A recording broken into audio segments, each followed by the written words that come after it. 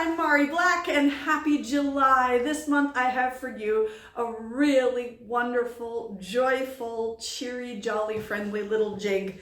And this was actually written by one of my students, Duffus, who's a wonderful fiddler and mandolin player and a whole bunch of other things, but she's also a really great composer. And I asked her if I could use this tune because I love it.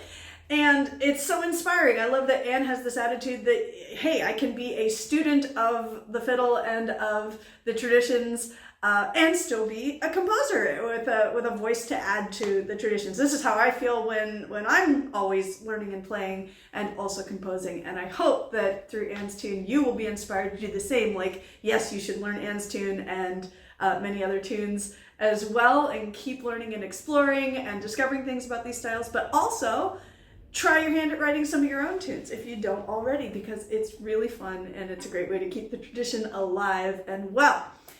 Anne's tune is called the Wag Tail Jig. She's a great animal lover and has all these puppies of her own. So the Wag Tail is, I assume, for all of them as a group, or maybe it's one of them. I didn't ask her this and I should have. But in any case, there's definitely a puppy and they're definitely wagging their tail. You can hear it in the tune.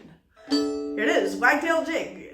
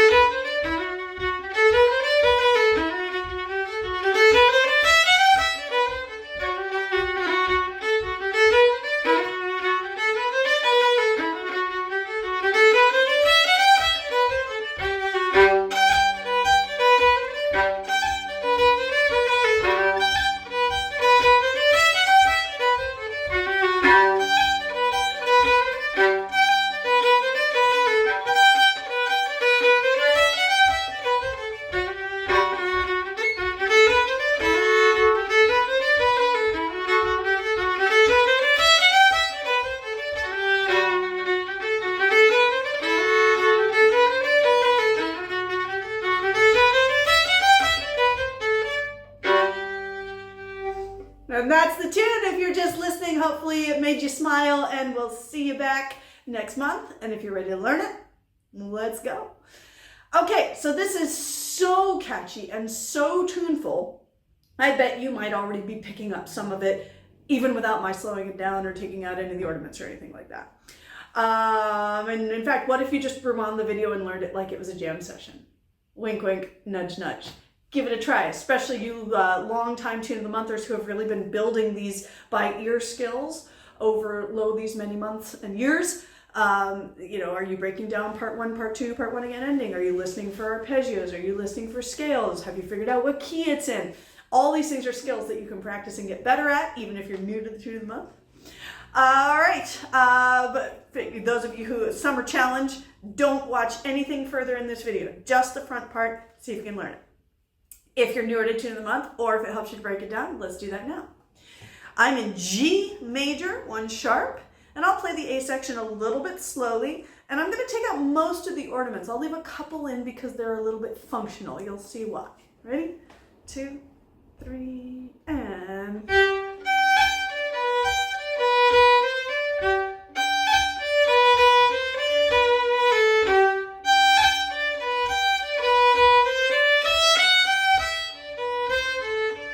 Part 1. Part 2. Back to part 1. Ending.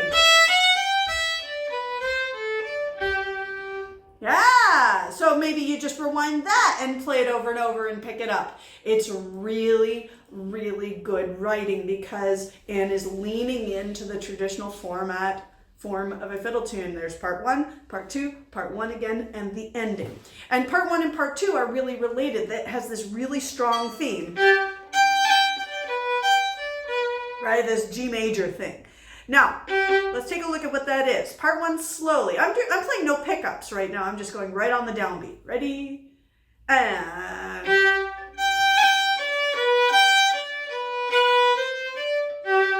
when I'm connecting with one note. That's the downbeat of part 2. Do it again. Part 1.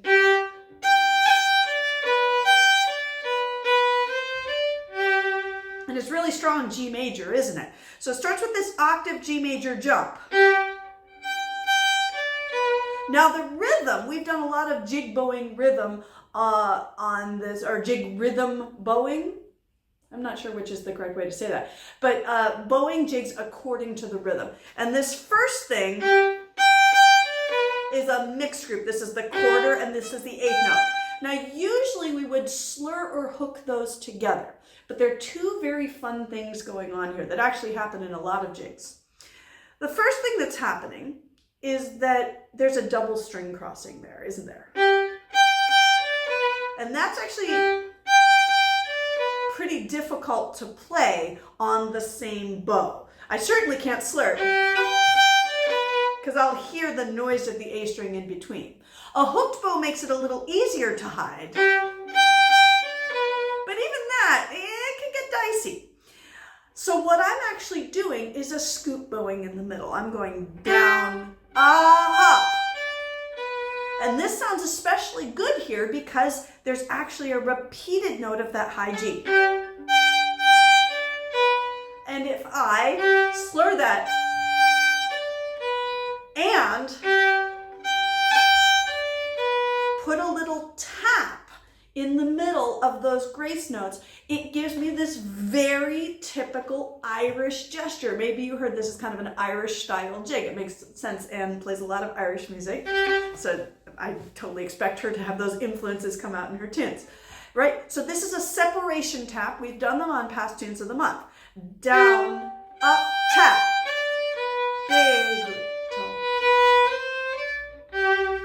Now this gesture not only sounds great, but it solves the technical problem of the double string crossing. Isn't that nice when your stylistic gestures actually make it easier to play? Do it again, part 1, and use this scoop up bow. Ready? Down, scoop up, little, big, little, big, little. And of course, once we're done with that, we go right back to our jig, big, little, less bow on the littles, so that way it lilts. We know all about this from past tunes of the month, don't we? Nod with me. All right, excellent. If you are nodding with me just because I said nod and you're also new to the tune of the month, we've worked a lot on this, that the secret to jigs, it's not a secret, the key to jigs is playing big, little, more bow on the beginning of each group and much, much less. We're talking about like an inch of bow or less on the little guys when you have groups of 3 8 notes, right? Big, little, big, little. Let's try it again, part 1.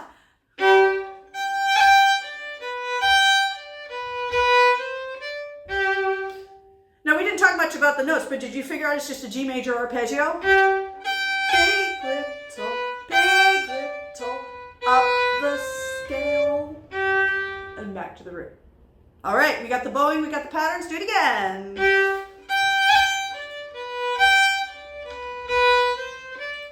One more time for good measure.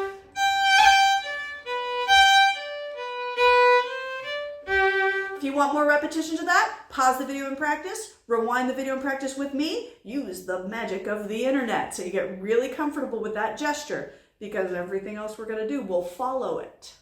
Ready? Part 2 is almost exactly the same. Listen to it.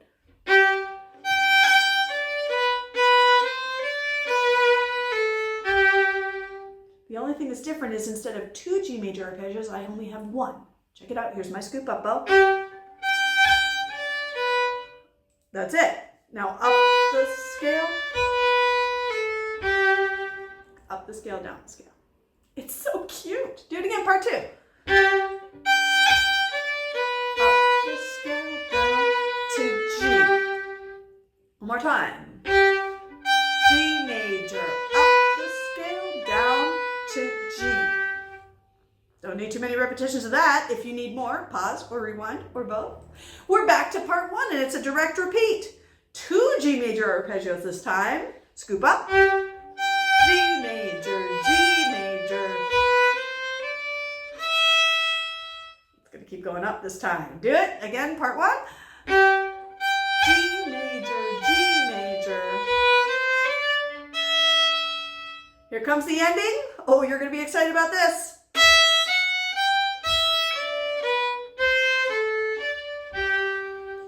Yeah, listen for those patterns. Scales, arpeggios.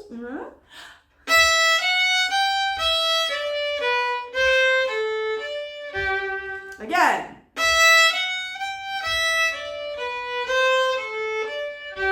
Did you hear the scale going up?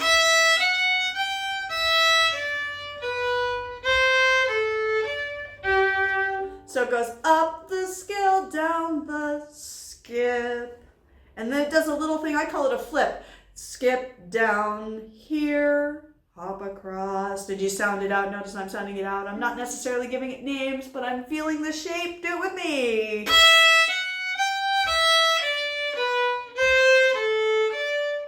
One more time ending.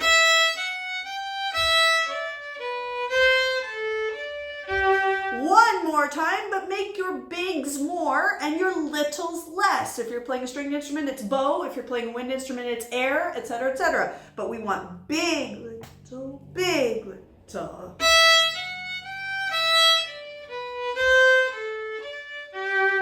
There you go. It sounds a lot better, right? The lilt of the jig comes from the contrast between the big notes having more and the little notes having less, strong and weak beats. If you're using the same amount of bow or wind or velocity, squeeze boxes, on all three notes, it's not gonna dance. It'll sound...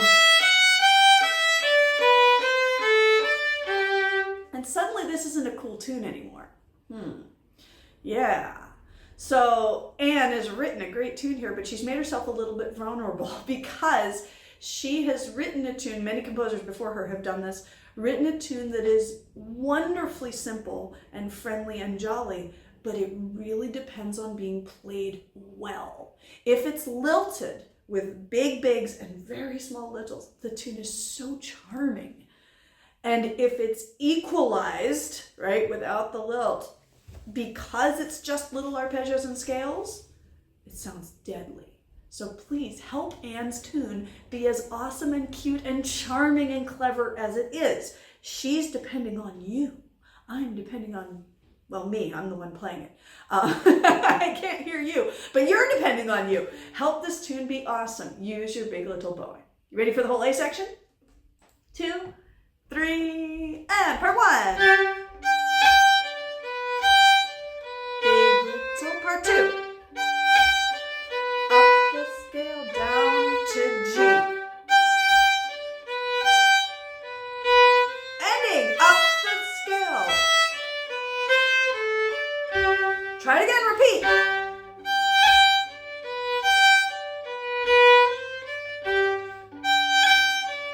Up the scale, down to G.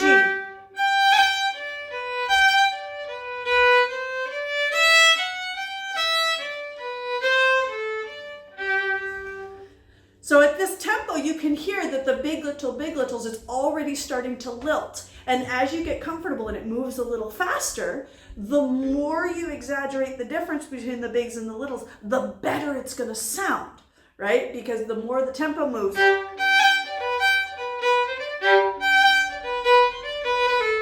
you can really hear that yak, that lilt really takes over. But it absolutely comes 100% from the amount of bow or wind or velocity or whatever your sound making verb is, noun is, whatever part of speech it is, whatever your sound making principle is, the ratio of the bigs to littles is what makes it lilt. It's true for all jigs. It's especially true for a jig like this. Use this as an excuse to make your most beautiful jig lilt you've ever made in your life. If you'd like more repetitions of the A section, just go ahead and rewind the video. We'll practice together as many times as you like. I'm going on to the B section. Okay, now keep your ears out for some familiar stuff from the A section. Wink, wink, nudge, nudge. There you go. No pickups again, right on the downbeat.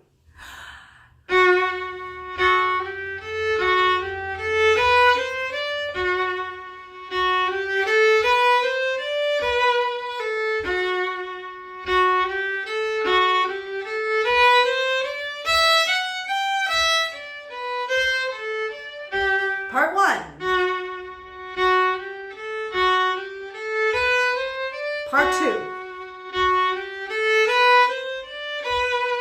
Back to part one. Cloud ending. Yeah, there's our friend the cloud ending. That's my nickname for when the ending is the same in the B section as the A section. My first fiddle teacher used to draw a cloud around them so we could see in the music that they were the same. And here we're just hearing that they're the same. And that means free ending because you already know it. Woohoo! Okay, just like the A section, it's really charmingly repetitive, isn't it? Now we have this moment, what's making this sound so good is the tune's in G major, but this is very much a D major scale. Except for the end there. That's G major because we have the C natural. So it's kind of implying the 5 chord and then goes back to home. It gives us this little bit of tension, a little raised eyebrow. It's almost like the wagging dog, like hopefully going, ooh, treat, right? So that's what's going on here. Let's do it again, part one. Maybe you've already figured it out. Start on the 3rd of your D major chord.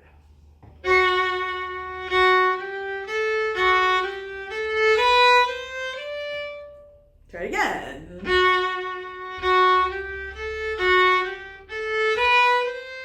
Did you find your bowing? Swing, big, little, big, little, big, little. Yeah, you better lilt it, otherwise it's going to sound dumb instead of charming. Make it charming. Swing, up, little, up. Good. Part 2 is going to do the same thing, but just one scale.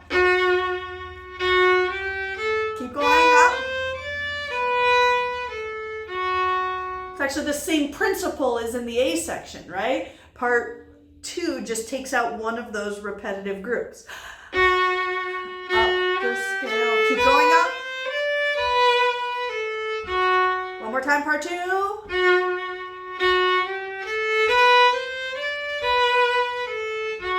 Good. I hope you're big littling. We're back to part 1.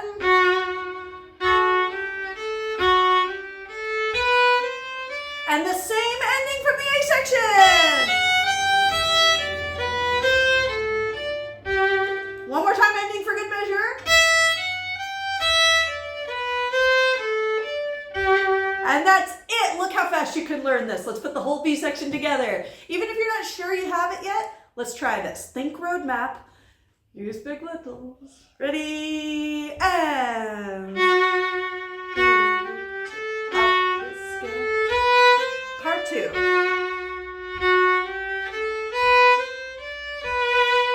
Back to part 1. Ending. Good again. Big little, swing. Big little.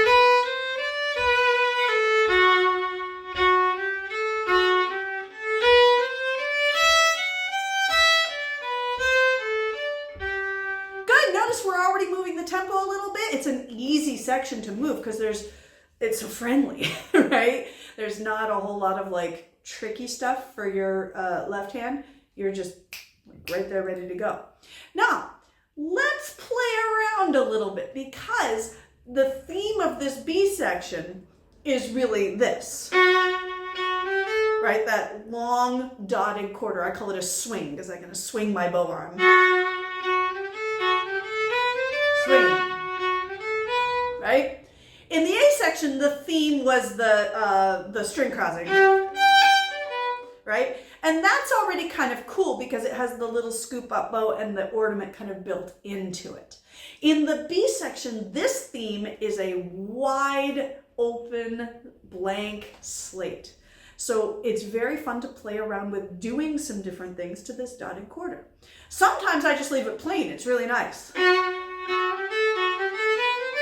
But we know in Irish music there are lots of things, and actually in all the fiddle music, lots of things you can do to decorate that. The first thing I would reach for right away, and you heard me do it at the beginning of this video, is a roll.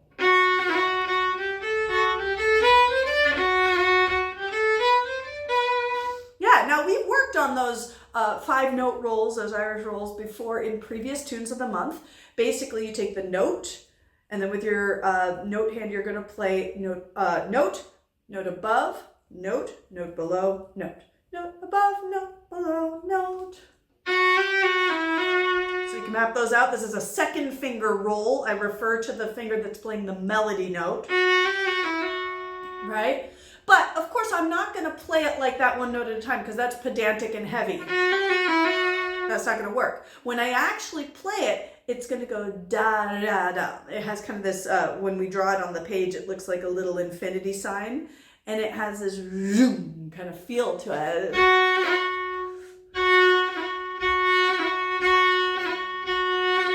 And that happens from those being grace notes, not real pitches. So when I'm practicing my rolls, I'm actually going to break it into two parts. The top half is just a tap, right? It's not Tweety birds, Tweety birds. It's so my third finger is just tapping the string and coming away. It's quick and light. Notice I'm practicing 4 of them in a row, so I get a chance to really feel that. That's the top of the roll is really just a tap, which we have studied in many tunes of the month. The bottom part of the roll is not that, it's a Cape Breton wiggle. Right, where I already have my first finger down on the string, right? I'm not doing this. I have it right down and ready, and I don't even lift the second finger. I barely release the string and I snap it back down, right? It's like playing with magnets, I always describe. If you have magnets and you pull them apart just a little bit so you can still feel the magnetic field tugging at each other, and then you let go and it goes back into place. Your finger's going to feel like that to the fingerboard, right? You barely pull it, not even like fully away from the string, and then let it snap back down. Good. Let's try the top. Give me 4 taps. Try the bottom. Give me 4 wiggles. Okay? Now if you put them together, you're going to get your roll.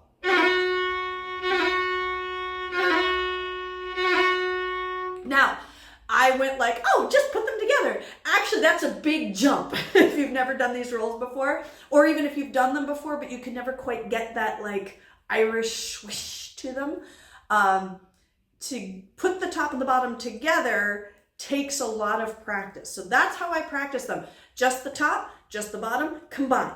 Just the top, just the bottom, combine. And I do many, many, many repetitions of that, and I'm trying to get that feeling of zing, zing, that I'm rolling through the notes, and I don't want to hear the actual pitch.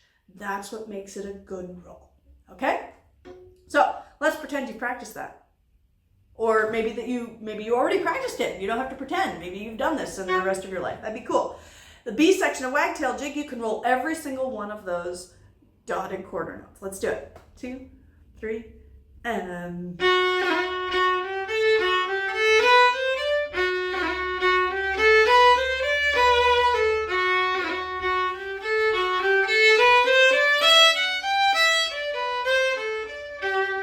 How'd it work? Cool. So that's certainly one option. Another option would be to use a hammer-on, a nice thick hammer-on.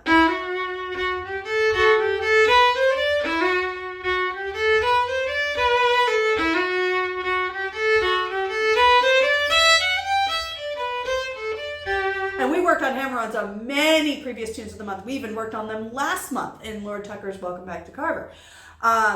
So all it is a single grace note from below. But again, I'm not hanging on that note because that would make it functional, right? So I'm trying to get to the melody note as quickly as possible.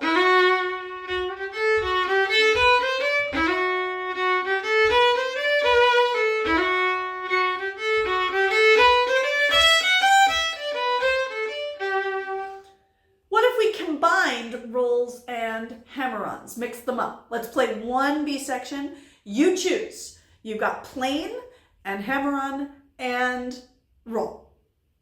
Your choice. You may match me. You may not. That's okay either way. 2, 3, and...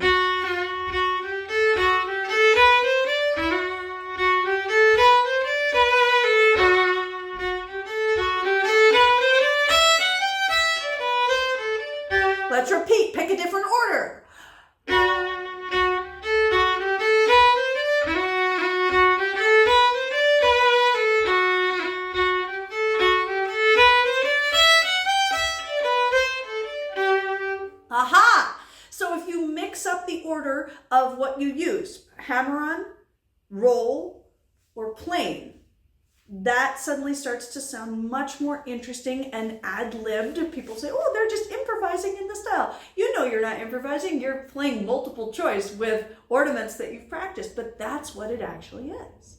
Okay, so you could be just fine with those 3 options, but I'm gonna give you one more. Are you ready?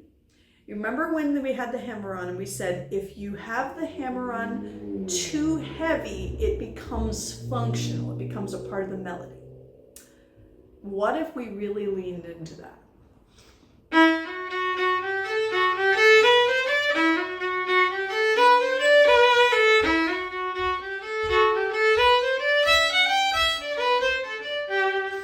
Aha! This is a very fun sound. Now, I could do that just as big little, big little.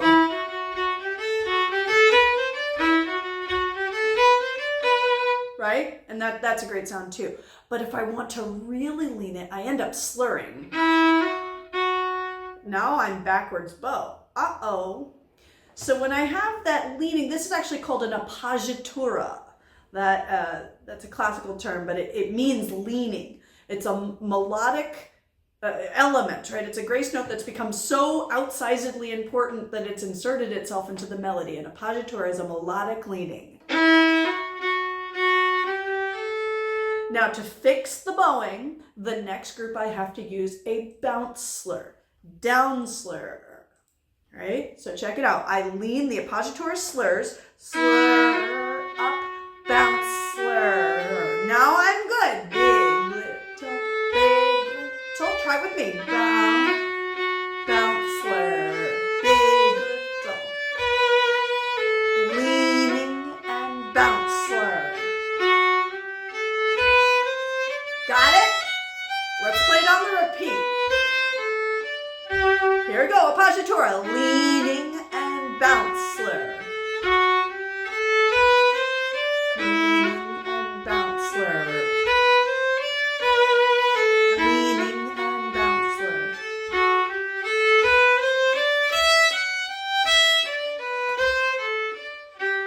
There you go.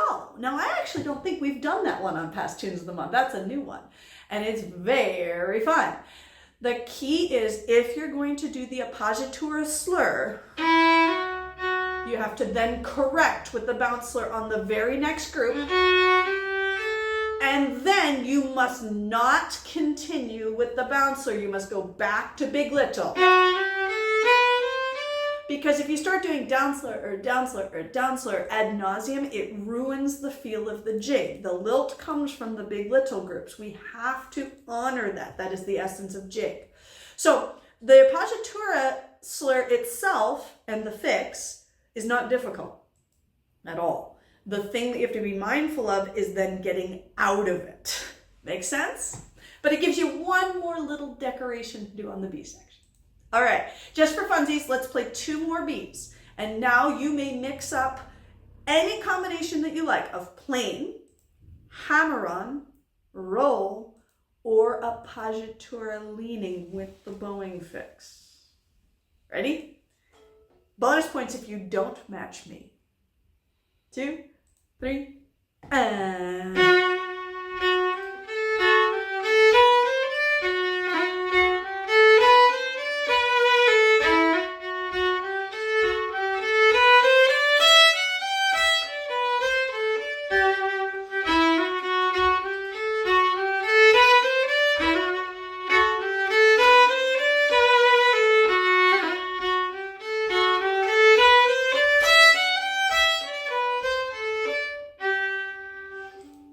There you go. Now that is not only the whole tune, but look at Anne just gave us this huge playground of playing with ornamentation, especially in this B section. The A section, she gave you the hook, can't talk. She gave you the scoop up bow with the separation tap. That's a pretty, standardized gesture. In the B section, she gave you a playground. The game is how many different ways can you mix up those use of ornaments? And maybe you use other ornaments too. We didn't even talk about using a tap. You could do that. Or a pull-off. Or you could even melodicize it.